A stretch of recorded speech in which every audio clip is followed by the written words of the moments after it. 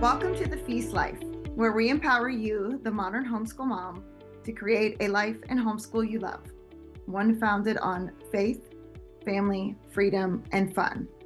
I'm your host, Julie Ross, creator of the award-winning homeschool curriculum, A Gentle Feast, and a certified Christian life coach. For more information on today's episode and to access my free gift for you, check out thefeastlife.me. Charlotte Mason once said, "Life should be all living, not a mere tedious passing of time." So on this show, we seek to savor the feast of life. Girl, grab your favorite beverage and pull up a chair. You are welcome at this table.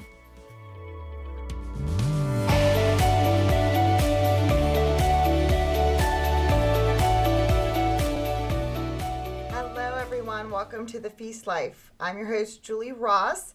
And in today's episode, I'm going to be talking about a word that you may want to consider deleting from your vocabulary. Let's see if you can figure out what word I'm talking about. I should be more organized. We should be farther along in our curriculum by now. I shouldn't have snapped at my son. My daughter should have learned her multiplication tables by now. I should spend more time with my spouse. My home should be neater. Homeschooling shouldn't be this hard. Can you figure out which word I'm talking about? That's right. Should. You know, the word should, it just doesn't feel really good, does it? We need to stop shoulding all over ourselves. The dictionary defines the word should as one being used to indicate obligation, duty, or correctness, typically when criticizing one's actions. Now, it's good to want to fulfill a duty and to do our obligation and to want to do things correctly. But it's the last part of the definition, which is why the word doesn't feel so great. It's typically used to criticize one's actions. So how do we should all over ourselves? Well, first of all, the word leads to shame.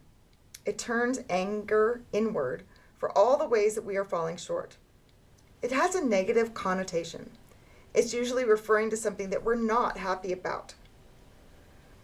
We use the word should to hurt or beat up ourselves because we're not doing things the way we think we ought to.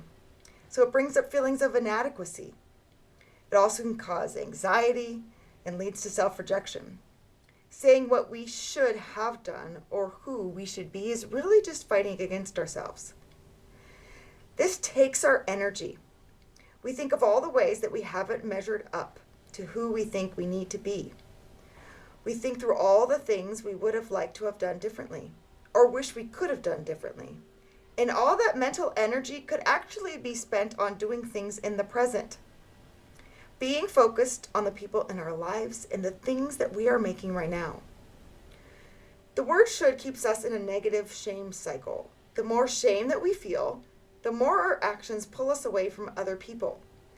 Shame brings us inward into a negative cycle within ourselves. And then we're not able to be fully present for the people in our lives. The more shame we feel, the more disconnection we feel towards people in our lives. And then the more we pull away, which just makes us feel more ashamed. One of the ways to break out of this shame cycle is by dropping the word should from your vocabulary.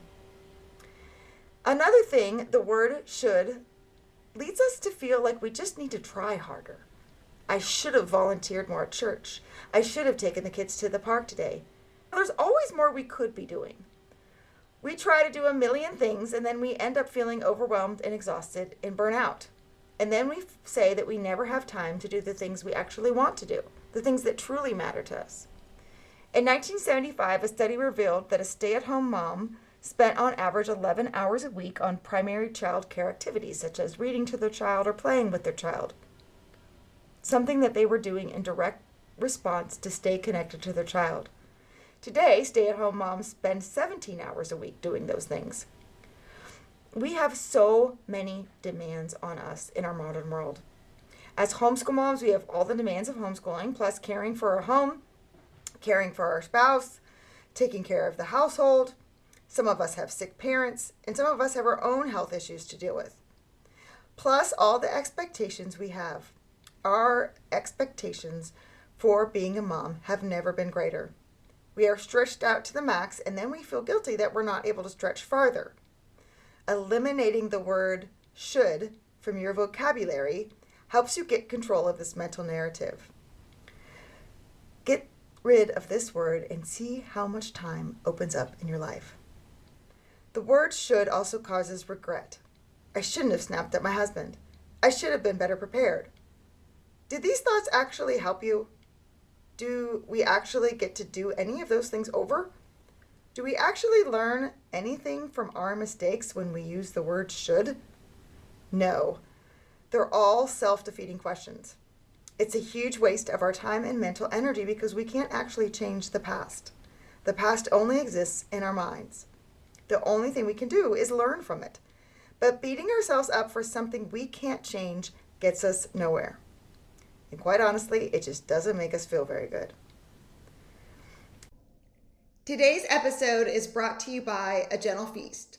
A Gentle Feast offers a complete living books curriculum, an award-winning early reading program, and more tools to equip you to apply Charlotte Mason's timeless philosophy into your modern homeschool. Go to agentlefeast.com to check it out. Smooth and easy days are closer than you think. In the end, should is a very poor motivator because it's based on shoddy logic and more likely to cause you unfounded guilt than result in meaningful action. Should is focused on the problem instead of the solution.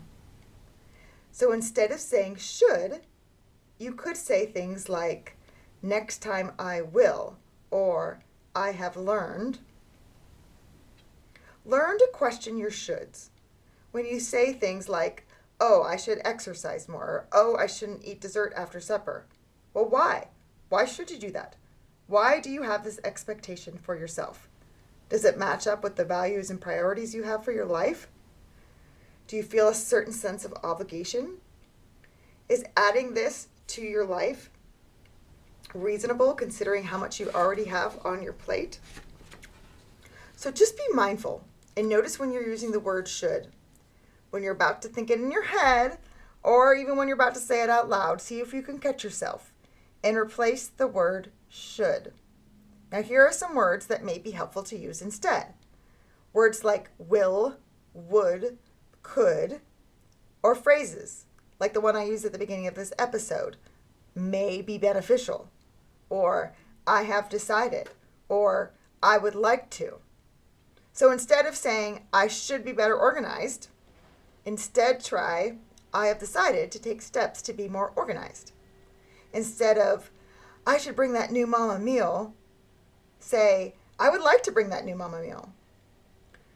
Instead of saying I shouldn't have yelled at my son, instead say it may be beneficial to communicate more calmly.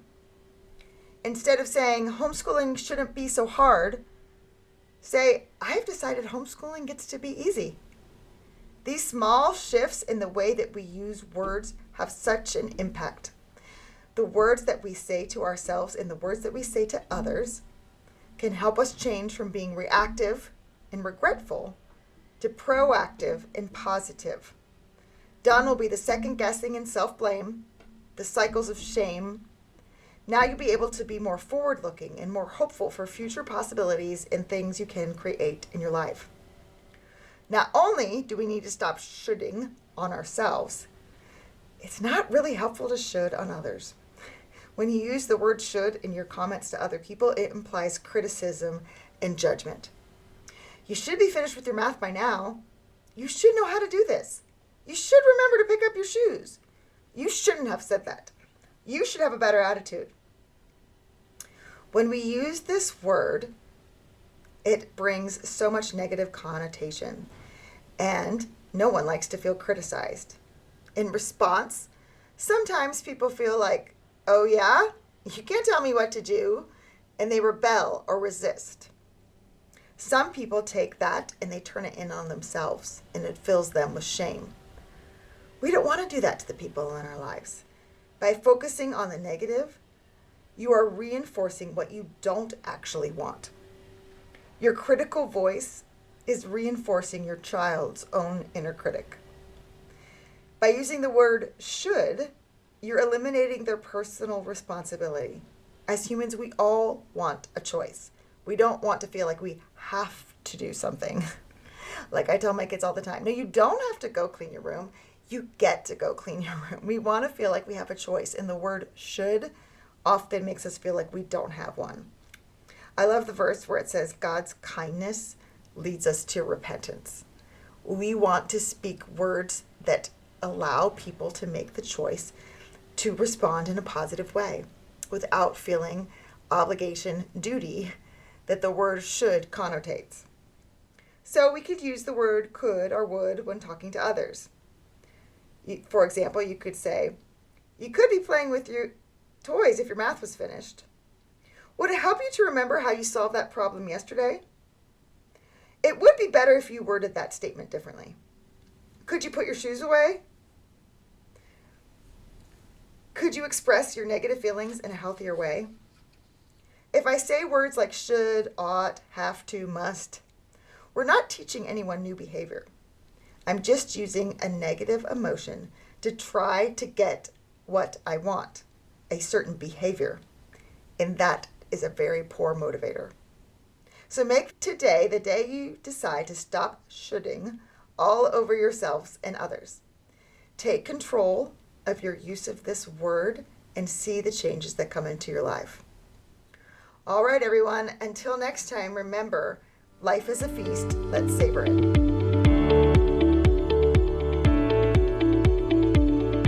Hey there, Julie Ross here. I just wanted to say thank you for listening to today's episode. If you like this show, it would mean the world to me if you would leave a positive review in iTunes. This really does help people learn about the podcast.